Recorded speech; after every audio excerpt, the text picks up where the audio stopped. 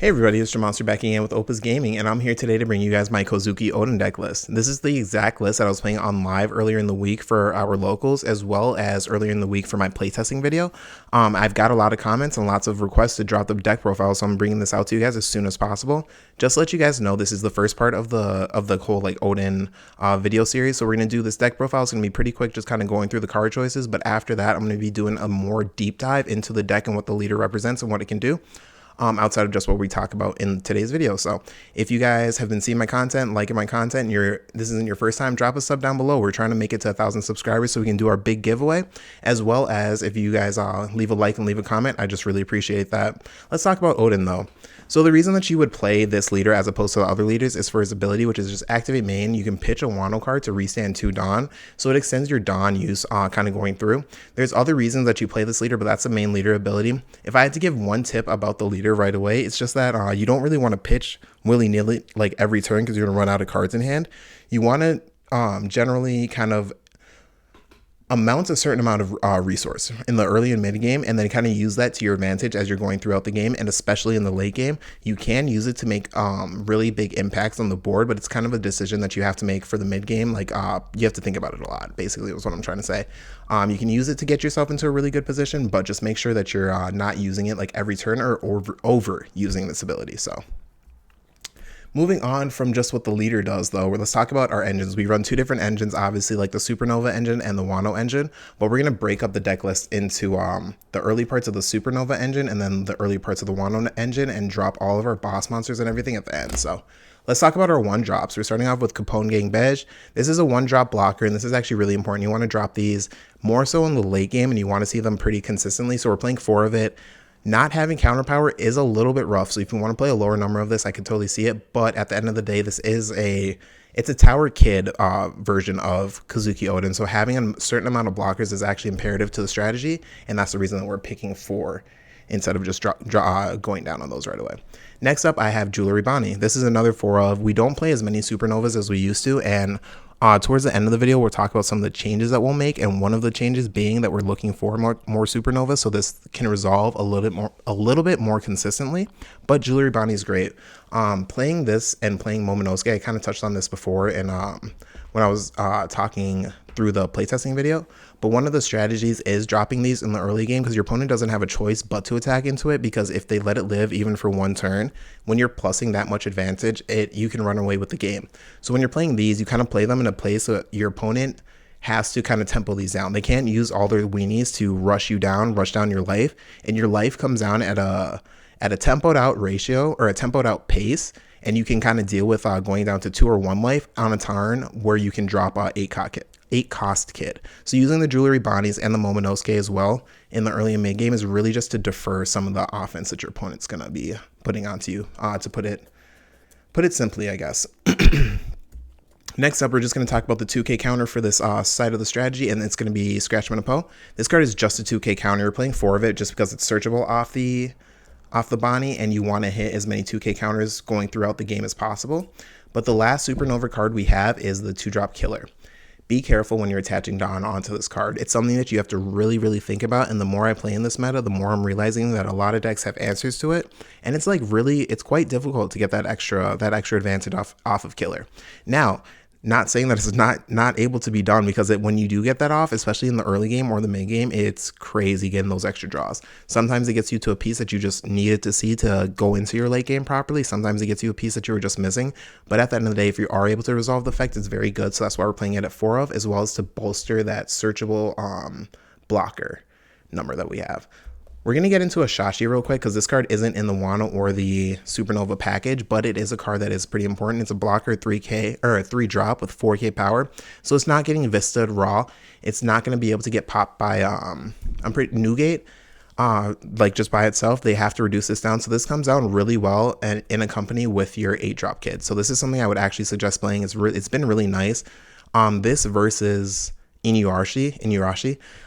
The reason I'm playing this is just purely because of the counter power. We have to have a certain amount of counter power for this meta because the meta is pretty fast. So you lose the searchability, but you gain counter power when you do have it in hand in case you get into a tight bind. This card is just very good. Next up, we have Momonosuke. This is starting off the Land of Wano 1-drops, and this card is fantastic. So with Momonosuke, it's the same thing as Bonnie, but it searches a Wano card instead, and you have so many Wano cards that are imperative to your strategy that this card is just, it's 10 out of 10. It's very, very good. Next up for 2-drops, we actually only play one Nekomamushi, talking about just kind of touching on some of the things that are going to be changing in the deck for anybody looking at this deck profile kind of starting.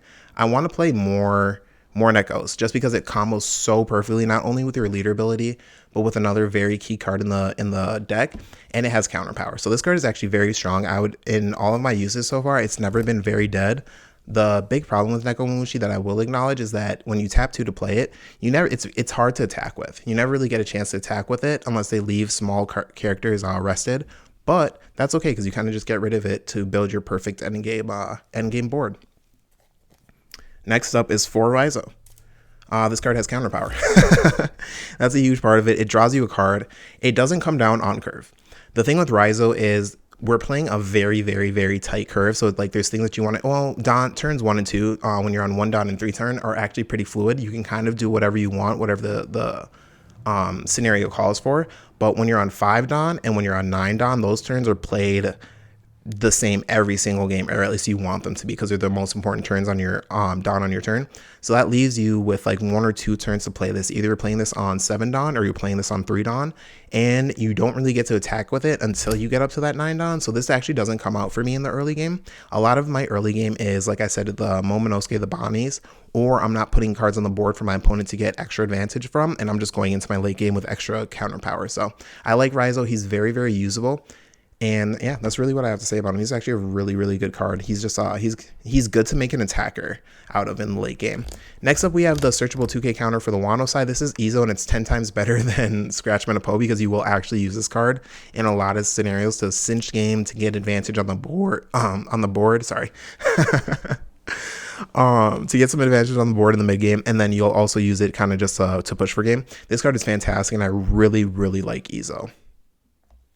Next up, we have Wano Kiku. This card doesn't have counter power. It's a very strong like aggression piece, but not having counter power means that it can clog, and then also being in that 3-cost range, it doesn't fall nicely on our curve. So even if you're going second and you have 4 Don on turn 2, you don't necessarily want to play this, because if you do tap 3 out of your 4 Don and then going into your next Don when you're on 6 and you tap 5 for a Denjiro and attach 1 Don onto this, you swing, you rest something, and you attack into the thing with your leader for 5k, but you don't really have the extra, you can't really defend this. You want to save the cards in your hand to defend the Denjiro if your opponent is ballsy enough to go into it before you can lock down the board, as well as you don't want to just like rest something and then sack the Okiku because it costs so much to come down. So Okiku is a good card. I would consider playing 2 of it if you really like Okiku, but I actually really just don't think you don't need it. Next up, we have 3 Yamato. 3 Yamato's in here just because it'll rest down something big, and this card is just fantastic. You can pitch it to restand 2 consistently in the mid and late game if you just don't have a Dawn turn to play it, and that's actually really nice to use with your leader. And this is kind of your 7 Dawn turn all-star. Sometimes going into those later turns, if your opponent just played a Law or a Queen or just kind of anything else that has value, even in the red StrawBeard matchup, if they just played a big vanilla, you can tap 4, play this card, and then swing into it with your Denjiro, which is the next card we're going to talk about. Restand 2 of the Dawn that you tap to play this card, and now you have 8 Dawn or not 8 Dawn. If you're on 7 Dawn, you would have 5 Dawn left to attack with, which is crazy, because a lot of times tapping out for a Yamato means that you have like a very small amount of Dawn left when you're not fully at 10. But Denjiro really turns that around, and so does your leader ability. And that's something that's been really, really useful and really, really nice for this strategy. So next up, we have our 4 Denjiro. This is the single most important card in the deck, and it's the card that the deck is actually cornered off of. It's the cornerstone of the deck, more so than your leader ability. Resetting 2 Dawn is the theme of the deck, and you want to go into the late game tapping out for big cards, tapping out for big abilities, and then completely reducing that down to be like minuscule. So tapping 8 for a kid becomes tapping 4, and that is just really unfair for your opponent to deal with, because now they're dealing with you dropping your boss cards as well as you having a very aggressive turn on the exact same turn, and Denjiro is the catalyst for that. You use Denjiro to restand 2 Dawn, as well as push an 8k or a 9k attack on your opponent, just depends on what leader you're playing against, and that can just be detrimental for your opponent. So there's a lot of turns that I like to use this, but I'll cover a lot more of the combos and how to drop Denjiro and why we play 4 of it in my tutorial video, my kind of like deep dive. Next up, we're just talking about the 2K counters. It's a carrot and a Tony Tony chopper. The only reason that we're playing one of each is because I couldn't find 2 carrots when I was at locals, and these are truly just 2K counters, so you don't really go into the abilities at all. If I had to pick one ability that was better than the rest, it would be carrot, because if I don't see Denjiro on 5 Dawn, carrot is the card that I want to drop, just because it lets you still sit on defensive cards. It's not as good as Denjiro, because Denjiro lets you play offensive cards, but we do play a nice defensive package, so that's going to be why we have those for the 2Ks. And now we're getting into our boss cards. These are super important, but we're playing 3 8-drop kid. And we'll just pause and talk about this. A lot of green decks are now on just completely running Oden. 8-drop kid is crazy. It slows the game down, and it puts you in a position where your leader is now 8K. It's so much easier to defend, and you can play the game out where you're taking life. And if your opponent doesn't have a very clean way to just get 8-drop kid out of here, which a lot of the high meta decks don't have a super clean way to get kid off the board, it's crazy. As well as those super crazy turns, like when you're on 9 Dawn, you tap 8, drop kid, put a Dawn onto Denjiro, swing the Denjiro, resend 2, put a Dawn on a kid, rest a kid to get a free play. Put a Dawn either on the leader, maybe put a Dawn on the killer that you just played, just because it's kind of free at that point. And then after doing all that, you can then activate your Kouzuki Oden effect, discard a card, resand 2 Dawn, and you've only discarded 1 card, but resanding 2 turns on your Punk Gibson. So maybe you just discarded a Denjiro that doesn't have counter power to turn on a 4K counter. The combos with this deck and like kind of these, that's the main play style, and that's the main combo that you want to go for. You want to be tapping out very high numbers and just reducing it down to super minuscule going into the late game so that your opponent has just too much to deal with. The next card that we're going to talk about that fills that same strategy is Kouzuki Oden. This card is actually super, super crazy.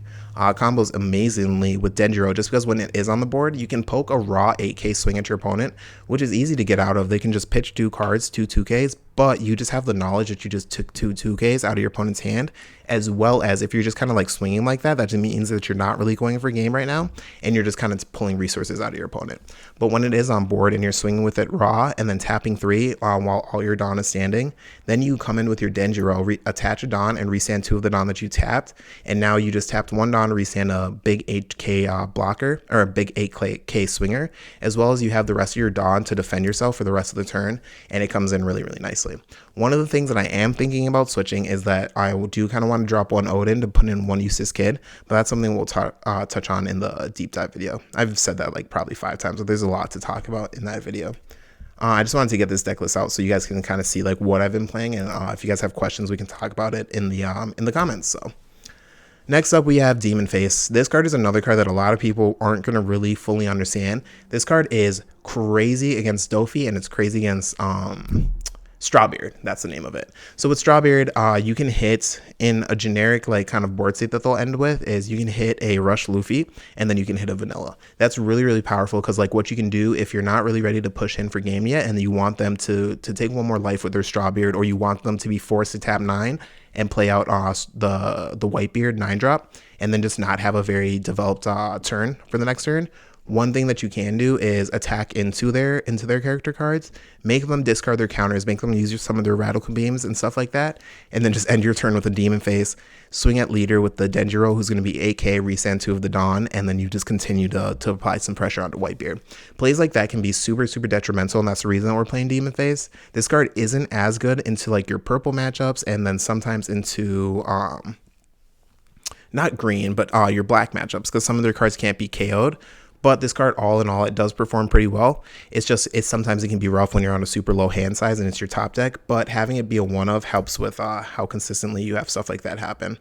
Next we have Paradise Waterfall. This card is for sure going to go up in a future iteration of this deck, because this card is super cracked. Everything from its trigger effect to its ability to protect things like mainly your Denjiro, because if you're playing Denjiro on 5, swinging with him on 7 to reduce some of your bigger plays, and then defending with Paradise Waterfall on that 7, Paradise Waterfall is like a 10 out of 10. And then going into the super late game, you can use Paradise Waterfall when you have an 8-drop kid to resand 2 Dawn to turn on your Punk Gibson. Paradise Waterfall is just a really good card. There's not too much to say about it other than it's super, super strong. If you want to play 2 or 3 in a version of this deck, I would highly suggest it. Lastly, we're going to be talking about Punk Gibson. Sorry, my voice has been so weak going through this video if you guys are still sticking around, but we're getting into the last couple cards here. Punk Gibson, this is a defensive mainstay for green right now. It's one of the most important cards and one of the most consistent cards that you'll see in like every single green list. This card is just fantastic. Resting down a 4K, like I'm saying with StrawBeard, you hit one of their vanillas that they tap 4 for that turn, or one of the vanillas that they haven't attacked with. So if they're on a wide board and they're trying to swing through with either Boatbeard or just a vanilla like Luffy on the board, and you can tap 2, get out of the attack, and rest on another 4K or 4 drop. It's just really powerful. Along with its trigger effect coming out of life and just getting you out of one full attack, Punk Gibson is a crazy card. So this is going to wrap up the deck profile. If you guys, I actually did drop this deck profile a little bit before this YouTube video came out on our Discord. So if you guys are interested, join our Discord down below. But this is a really fun deck. I've been enjoying playing it so much. We're going to do way more of a deep dive talk. I've talked a lot about the Dawn Curve and how to play that, but I'm doing like more of a really deep dive into like why I'm not playing certain combos, best versions of like alternate combos that you can go with if you don't really like the Denjiro and things like that. But if you guys like that type of content, you guys are looking forward to it, drop a sub down below. Leave a like, leave a comment. You guys already know all that good stuff. We're on our way to 1,000 subs, but I've already said all that for the video, so I'm just going to be out of here. This is Monster with Opus Gaming. I'm out. Thanks for sticking by.